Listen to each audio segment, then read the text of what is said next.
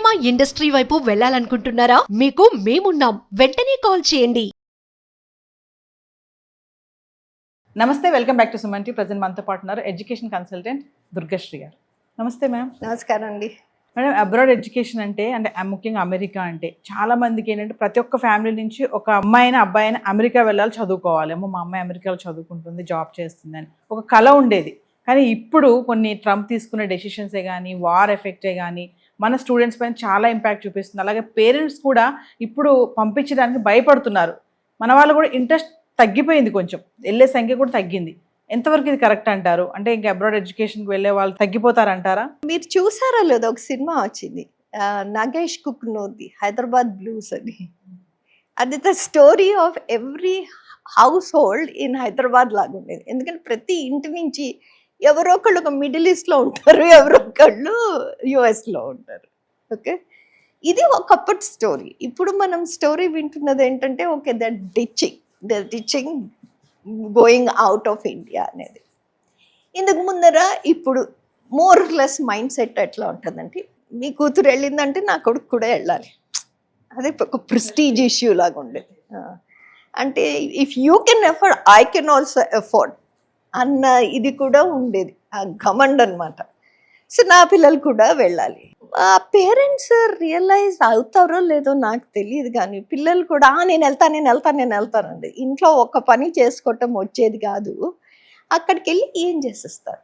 Okay, so there are certain mind sets. ఈ mind set ఏంటి? ఒక ప్యూర్ ప్రెషరు, ఒక competition, I can afford, I can send, ఇవన్నీ బుర్రలో పెట్టేసుకుని పిల్లల్ని అక్కడ పంపించేస్తారు.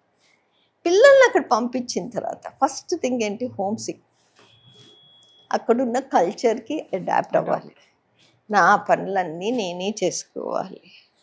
యూనివర్సిటీ కొత్త రూల్స్ అండ్ రెగ్యులేషన్స్, ఫుడ్ వండుకోవాలి, అన్నీ నేనే చేసుకోవాలి. బ్యాంకింగ్ కూడా నేనే చూసుకోవాలి. ఇంకోటి ఏంటి ఇంపార్టెంట్, నేను లోన్ తీసుకుని వచ్చాను, ఆ లోన్ నేను తీర్చకుండా ఇంటికే వెళ్ళలేను.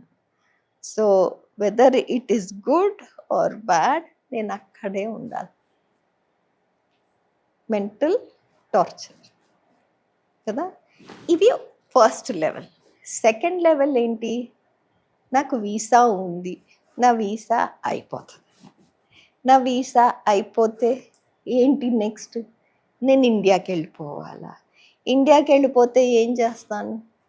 ఇదే కాకుండా నా దగ్గర డబ్బులు లేవు, నాకు చిన్న జాబ్స్ దొరకటం లేదు. ఆ చిన్న జాబ్స్ చూసుకుంటే నేను కాలేజ్కి వెళ్ళలేకపోతున్నాను. ఓకే, ఇవన్నీ ఒక మాయ మిథ్య క్రియేట్ చేస్తాయి కదా. సో ఫస్ట్ థింగ్ మనము పేరెంటల్ మైండ్ సెట్, పిల్లల emotional baggage that they grow. And third thing మనం ఇప్పుడు అనుకున్నది ఏంటి? ఆ ట్రామా అనేది ఏంటి క్రియేట్ చేస్తుంది. ఇప్పుడు కొత్త సిచ్యువేషన్ ఏంటి? Trump decisions and then the war situation కదా. ఇవి ఇప్పుడు వచ్చినాయి. కాకపోతే గత 3 సంవత్సరాల డేటా మనం చూస్తే, అంటే పార్లమెంట్లో కూడాను ప్రజెంట్ చేశారు, దెర్ ఇస్ అ డిక్లైన్. 8.9 లక్షల మంది పిల్లలు, so just for the numbers చెప్తున్నాను, లక్షల మంది పిల్లలు వెళ్ళేవారు. 3 సంవత్సరాల్లో అది 6.5 లక్షలకు వచ్చింది. అంటే మెల్లింగా డ్రాప్ అయిపోతూ వస్తుంది. ఎందుకు? ఇంతకు ముందు పిల్లలు ఎందుకు వెళ్ళేవాళ్ళు? అక్కడ ఇన్ఫ్రాస్ట్రక్చర్ బాగుంటుంది, టీచింగ్ బాగుంటుంది, అండ్ జాబ్ ప్రాస్పెక్ట్స్ బాగుంటాయి. ఇవన్నీ చూసుకుని కదా అక్కడికి వెళ్ళే. లైఫ్ చాలా బాగుంటుంది, నీట్గా ఉంటుంది. ఇవన్నీ అంటే మల్టీ కల్చరల్, నెట్వర్కింగ్, ఇవన్నీ ఉంటాయి. లైఫ్ లాంగ్ ఫ్రెండ్షిప్ కూడా నేను చేసుకోవచ్చు. అది ఇండియాలో మిస్సింగ్ ఉండేది మనకి. ఇప్పుడు గవర్నమెంట్ ఏం చేస్తుంది?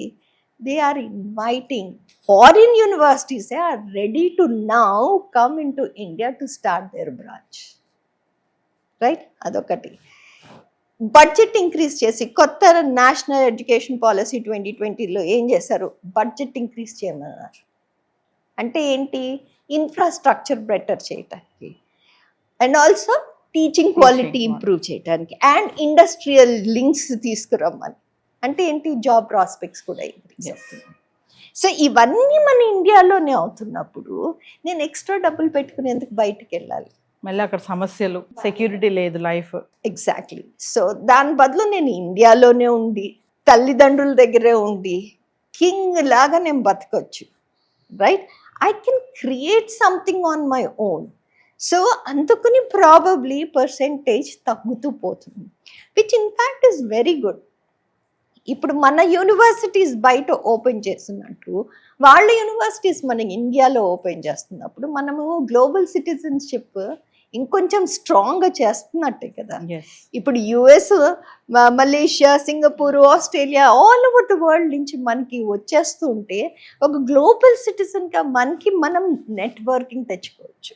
సో అందుకని children these days are much more intelligent, they are much more aware.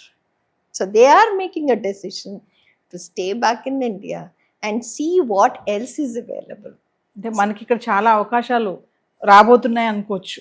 Of course. Abroad education కోసం మనం ఎక్కడికో అక్కడికి ఇక్కడికి వెళ్ళాల్సిన అవసరం లేదు. డబ్బులు కూడా వేస్ట్ చేసుకోక్కర్లేదు, ఆ డబ్బులు పెట్టుకుని హాయిగా ఇక్కడ కింగ్ లాగా బతకొచ్చు కూడా. సో డెఫినెట్గా there is beautiful future that our future has. అంటే మన పిల్లలకి బెటర్ ఫ్యూచర్ అనేది డెఫినెట్గా ఉంది అని నా నమ్మకం, స్ట్రాంగ్ నమ్మకం. Thank you. Thank you.